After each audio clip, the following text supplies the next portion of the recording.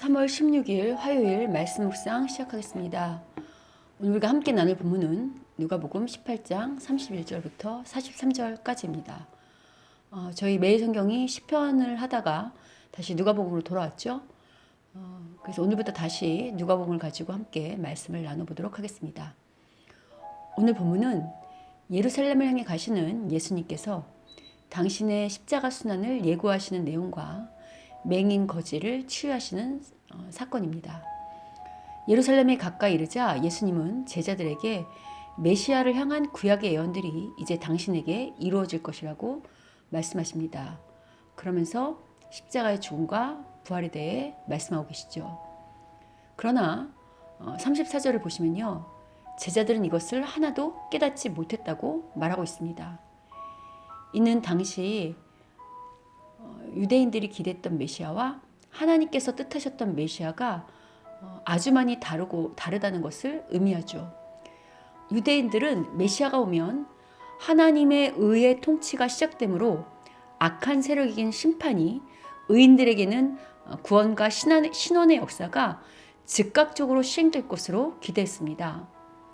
이처럼 하나님을 대신한 구원과 심판의 대행지라고 믿었던 예수님이 지금 멸시천대 속에서 죽음을 당한다고 하니 제자들은 도무지 이해할 수 없었던 것입니다.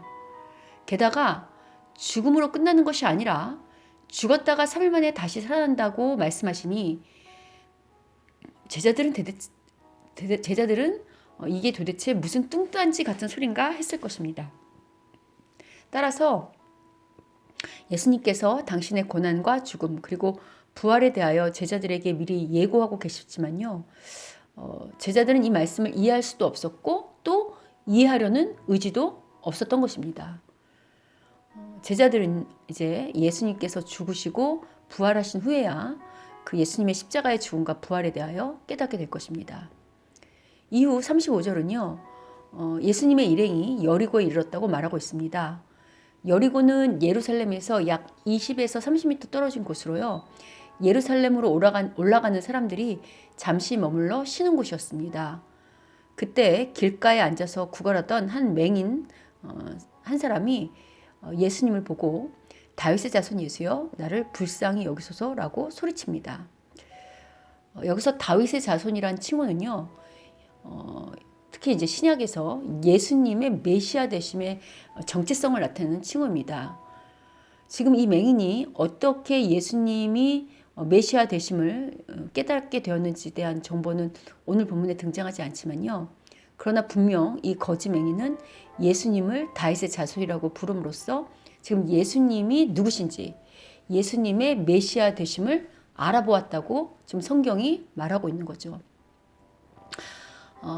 아이러니한 것은요, 당시 누구보다 하나님 나라에 대한 지식과 지혜를 갖추었다고 자부했던 바리새인과 서기관들은 예수님을 알아보지 못했습니다. 그들은 영적인 눈이 멀어서 메시아 되신 예수님을 알아보지 못했지만, 반면에 거지 맹인은 비록 당시 사회에서 소외되고 눈먼 약자였지만요, 오히려 영적으로는 예수님이 누구신지 제대로 볼 수 있는 영안이 열려 있었다고 오늘 본문은 말하고 있는 것입니다. 예수님을 부르는 이 맹인 주위에 있던 사람들이 그런데 맹인에게 조용히 하도록 꾸짖죠. 그러나 맹인은 이런 것에 아랑곳하지 않고요, 더 크게 다윗의 자손이여 나를 불쌍히 여겨달라고 예수님께 소리치고 있습니다. 맹인의 소리를 들은 예수님은 맹인을 치유하십니다. 그리고 오늘 본문 41절을 보시면 보라 내 믿음이 너를 눈뜨게 했다고 하시지 않고요, 내 믿음이 너를 구원했다고 말씀하십니다. 지금 맹인이 하나님 나라의 백성이 되었다고 말하고 있는 거죠. 누가복음을 포함한 신약 성경에는요, 누가 하나님 나라 백성이 될 수 있는가라는 것에 대하여 역전의 원리가 담겨 있습니다. 역전의 원리란 지금과 나중의 상황이 역전된다는 뜻입니다. 현재는 비록 비천하고 가난하고 핍박 가운데 있어서 마치 어떻게 보면 하나님 나라의 백성이 될 수 없을 것만 같은, 하나님 나라의 그 축복과 유업을 누릴 수 없을 것 같은 그런 상황이 있지만, 오히려 그런 사람들이 미래에는 존귀하고 부유하며 하나님의 자유를 누리며 하나님 안에서 거하는 그런 복된 백성이 될 거라는 역전의 원리죠. 또 역으로 현재는 교만하고 부유하여서 또 약자를 억압할 것만 같은 위세를 누리고 있지만 오히려 그들이 미래에는 부끄러움을 당하고 궁핍하며 천대를 받는, 그래서 하나님 나라에 들어갈 수 없는 그런 역전의 원리를 성경은 계속, 특히 신약 성경과 누가복음은 말하고 있습니다. 오늘 본문은 먼저 하나님 나라가 어떤 방식으로 세상을 이기는가를 말해주고 있습니다.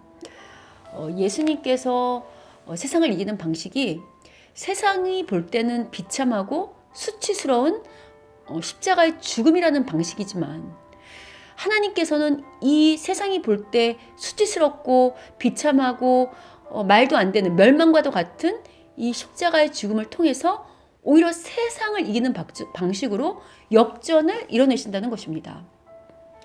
또한 하나님의 나라는 지식과 부와 힘을 겸비하여 자신만만하고 교만한 자들의 나라가 아니라요, 오늘 본문의 맹인처럼 예수님이 아니면 살 수 없다고 오직 하나님의 은혜와 자비와 긍휼에 의존하는 사람들의 나라라고 말하고 있는 거죠. 그런데 여러분, 오늘날 이 땅에서 하나님 나라를 가장 잘 보여내야 될 곳은 어딜까요? 바로 교회입니다. 그런데 그 어느 곳보다 하나님 나라를 잘 보여내야 하는 교회가요, 오늘날 하나님의 은혜를 구하는 메인 거지의 어떤 그러한 신앙보다는 자신만만하며 교만한 눈빛의 바리새인들의 어떤 성향이 더 많은 것 같습니다. 비록 작고 초라해도 십자가의 길을 걸어가는 곳에 하나님의 능력이 있다고 보는 것이 아니라요, 세상적 인간적인 안목으로 크고 화려한 곳에 하나님의 능력이 있다고 보는 그런 성도와 교회들이 의외로 많습니다. 이런 잘못된 안목은 교회를 병들게 합니다. 교회는 어느 것보다 힘이 없고 초라하지만 주님을 신실하게 섬기고 하나님을 따르며 십자가의 길을 가려는 그런 사람들에게 박수와 격려의 갈채를 보내야 하는 곳입니다. 그런데 종종 십자가의 길을 가는 그렇게 신실한 약자들에게 차가운 눈초리를 보내기도 하고, 또 기도와 격려와 도움을 주는 것이 아니라요, 온갖 뒷말들로 상처를 주기도 하죠. 그래서 오늘 본문의 맹인 거지처럼 교회 안에서 솔직하게 나의 형편과 처지를 드러내므로 은혜와 치유의 역사가 있어야 함에도 불구하고요, 오히려 교회가 나의 약함과 파산을 말함으로 오히려 나에게 나의 뒷말이 되고 또 나의 뒷담화가 될까봐 그것을 감추어야만 하는 그런 장소가 되었다는 것, 참으로 안타까운 현실이 아닐 수 없습니다. 어떻습니까? 오늘 이 말씀을 듣는 나는 예수님이 말씀하신 이 십자가의 길이 무엇인지 깨달은, 그래서 그 길로 가려고 힘쓰고 애쓰는 그러한 십자가의 제자입니까? 또 우리가 속한 교회는 예수님께서 말씀하신 이 십자가의 길로 가는 교회요, 그 길로 가는 제자들에게 박수와 격려를 보내는 교회입니까? 혹 오늘 맹인 거지처럼 예수님의 은혜를 간절히 구하는 자가 있을 때요, 우리는 오늘 본문의 사람들처럼 꾸짖어 잠잠하라고 상처를 주는 자들입니까? 아니면 예수님처럼 네가 무엇을 원하느냐고 따뜻하게 물으며 함께 주님의 구원이 있기를 기도하고 도움을 주는 사람들입니까? 어쩌면 이 말씀을 듣는 분들 중에 오늘 이 맹인 거지처럼요, 앞이 보이지 않아서 한숨 쥐고 있는 분이 계시다면요, 오늘 이 말씀을 듣는 지금 당장 예수님, 저를 불쌍히 여겨달라고 외쳐보십시오. 분명 주님께서 당신의 앞이 보이는 그런 빛의 길로 우리 모두를 인도하여 주실 것입니다. 부디 이 주님을 기대하며 나아가는 우리 모두가 되시기를 주님의 이름으로 축원합니다.